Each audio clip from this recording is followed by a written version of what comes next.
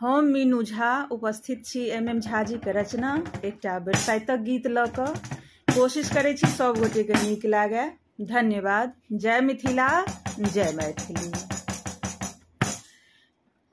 लाले लाले लीची आ पियरे पियरे आम, सासू माँ पठेलखिन बरसाइतक सब सामान।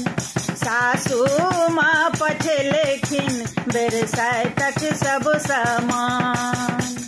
लाले लाले लीची आ पियरे पियरे आम, सासू माँ पठेलखिन बरसाइतक सब सामान।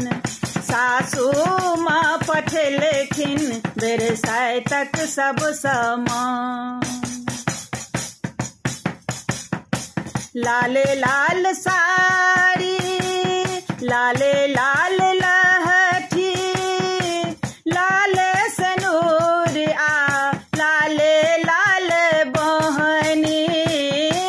लाले साड़ी, लाले लाल लहठी, लाले सनूर आ लाले लाल बहनी। साजी संगे छतो के छै ओरियान, सासू माँ पठेलखिन बरसाइतक सब सामान। सासू माँ पठेलखिन बरसाइतक सब सामान। लाले लाले लीची आ पियरे पियरे आम, सासू माँ पठेलखिन बरसाइतक सब सामान। सासू माँ पठेलखिन बरसाइतक सब सामान।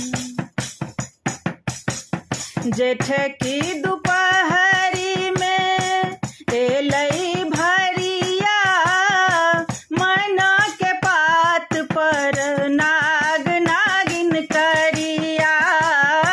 जेठ की दोपहरी में एलई भरिया, मैना के पात पर नाग नागिन करिया। डाली भरल लाबा दूधक से हो छै दाम, सासू माँ पठेलखिन बरसाइतक सब सामान। सासू माँ पठेलखिन बरसाइतक सब सामान। लाले लाले लीची आ पियरे पियरे आम, सासू माँ पठेलखिन बरसाइतक सब सामान। पूजा करब बड़ मंगल गायब, अही बातक हम दीप जरायब।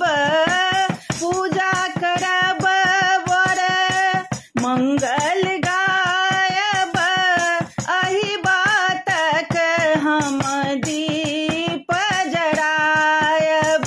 घूमी घूमी बान्हब जोड़ा, बाँटब औकरी बदाम, सासू माँ पठेलखिन बरसाइतक सब सामान। सासू माँ पठेलखिन बरसाइतक सब सामान। लाले लाले लीची आ पियरे पियरे आम, सासू माँ पठेलखिन बरसाइतक सब सामान। सासू माँ पठेलखिन बरसाइतक सब सामान।